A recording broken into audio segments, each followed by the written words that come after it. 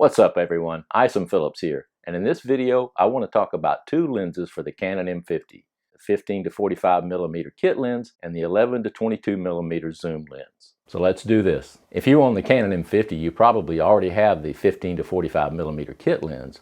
So let's talk about why you might want to consider getting the 11 to 22 millimeter zoom lens. First, let's talk about what both lenses have in common. Both are EFM lenses designed for Canon's M-series mirrorless cameras. Both have image stabilization and step motor for quiet, smooth focusing. Both are relatively small and lightweight. Both have smooth manual focusing. Both are zoom lenses. Both of these lenses have the locking lens feature, which is where you hold down the little button and twist the lens before you can open it up and start shooting. Not my favorite thing, but both of these lenses have it. Now let's talk about the individual lenses and the good and bad points of both. The 15 to 45 millimeter lens is equivalent to a 24 to 72 millimeter full frame 35 millimeter lens. This gives you a moderate wide angle lens at 15 millimeter and a short telephoto lens at 45 millimeter, and of course all points in between as well. At the 15 millimeter setting, it's good for YouTube videos, talking head videos such as this one.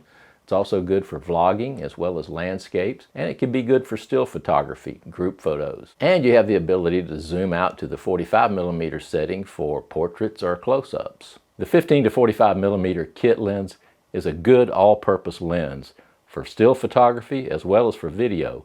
And with its image stabilization and step motor focusing, you can get some amazing results. If you're considering purchasing the M50, it's a good deal to get this lens with the camera. If you have to purchase it separately, it's $299. The lens weighs only 4.6 ounces or 130 grams, and when the lens is retracted, it's only under 2.5 inches long. So it's very lightweight and compact. At 15 millimeter, the widest aperture is 3.5, and at 45 millimeter, the widest aperture is 6.3. Not the greatest for low light, but the image stabilization will help compensate for that somewhat. Aside from the glass, the lens is all plastic, including the mount. But that helps keep the weight and the cost down. And for the average consumer use that it was designed for, durability shouldn't be an issue. Now let's talk about the 11 to 22 millimeter zoom lens and why that might be a lens you want to consider.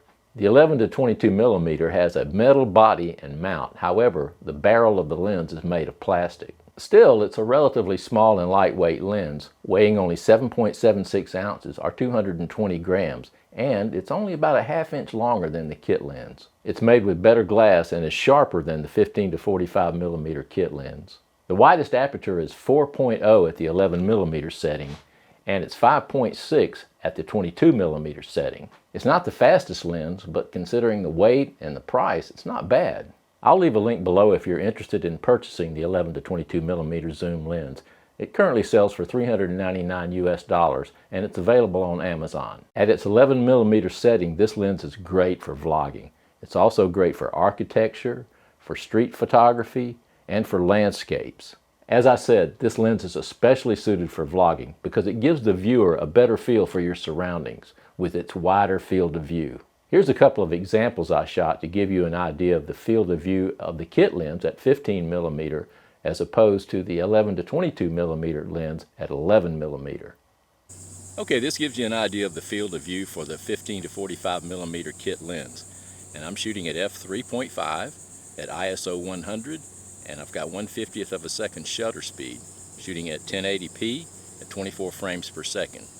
Again, this gives you an idea of the field of view using the kit lens at the 15 millimeter setting. This is a landscape shot with the 15 to 45 millimeter lens. Same settings. This is the field of view you would get using the 11 to 22 millimeter lens if you're vlogging at the 11 millimeter position. As you can see, I get a much wider field of view. Again, I'm shooting at f4.0 at 1/50th of a second and ISO 100. This is the landscape view from the same position. Again, ISO 100, f4.0, 1/50th of a second. The 11 to 22 millimeter lens at the 11 millimeter setting. You may also notice that the 11 to 22 millimeter lens is slightly sharper than the kit lens. With its 11 to 22 range, this is also a great lens for someone who likes to shoot landscapes or who likes to shoot architecture, or can be used for real estate photography, shooting interiors and exteriors of homes. The 11 to 22 millimeter lens is an 18 to 35 millimeter full frame equivalent. The 11 to 22 range makes it excellent for landscapes, street photography, as well as architecture. If you own the Canon M50, you're well aware of the crop factor when shooting in 4K mode. However, you can overcome the crop factor somewhat by using the 11mm setting on the 11 to 22mm lens.